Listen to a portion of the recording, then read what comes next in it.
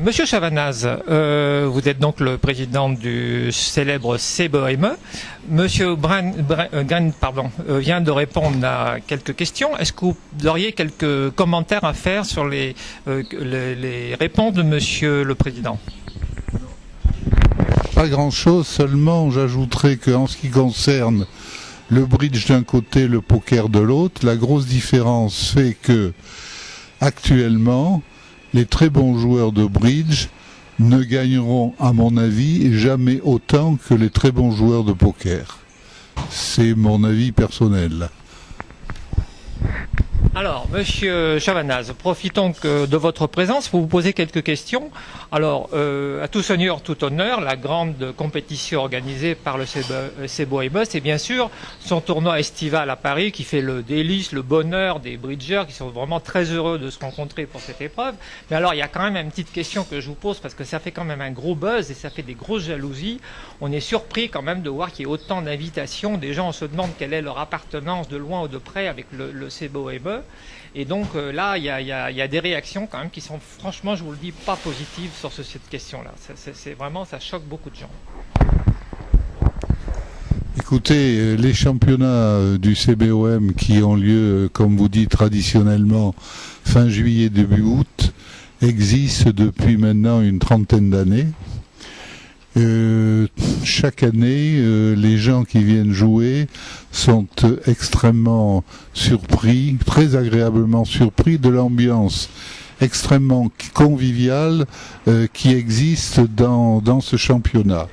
Il est bien évident que, en dehors des licenciés CBOM qui viennent de la Réunion, de Guadeloupe, Martinique, Polynésie, il y a aussi, et nous les accueillons à bras ouverts, les anciens CBOM, qui ne sont plus licenciés CBOM, mais qui sont les bienvenus, et c'est quelque chose que je ne leur refuserai jamais de venir jouer ces championnats du CBOM.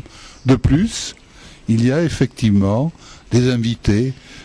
C'est, je crois, un petit peu difficile ou très difficile de, par exemple, refuser quand un membre du bureau exécutif de la FFB me demande s'il peut venir jouer, de lui dire ah non, alors que nous sommes très gracieusement et très gentiment accommodés dans les locaux FFB pour ces compétitions qui, n'oublions pas, durent 8 jours.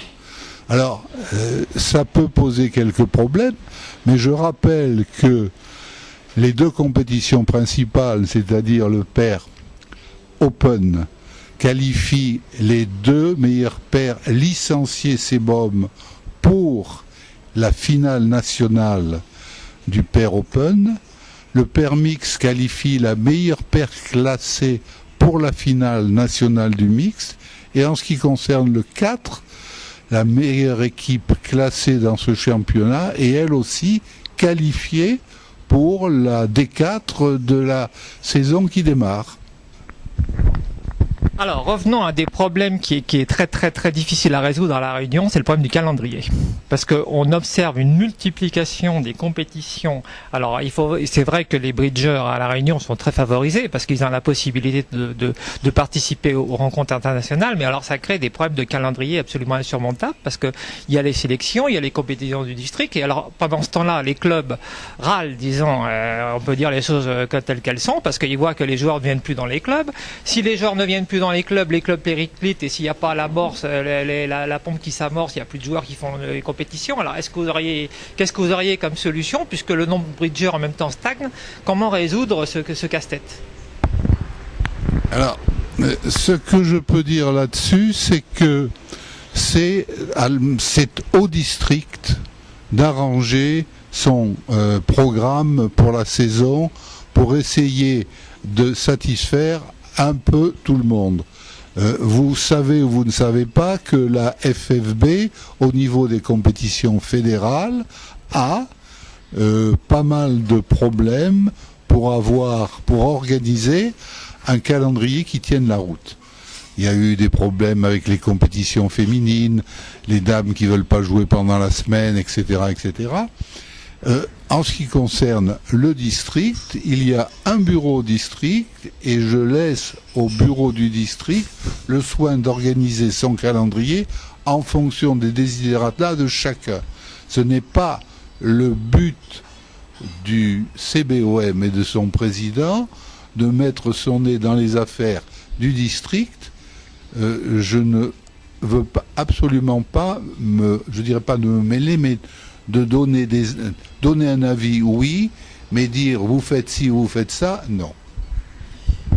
Alors, un autre sujet, le fameux simultané CBOME. Alors, d'après ce qu'on peut regarder sur le site de CBOME, je vous dis franchement,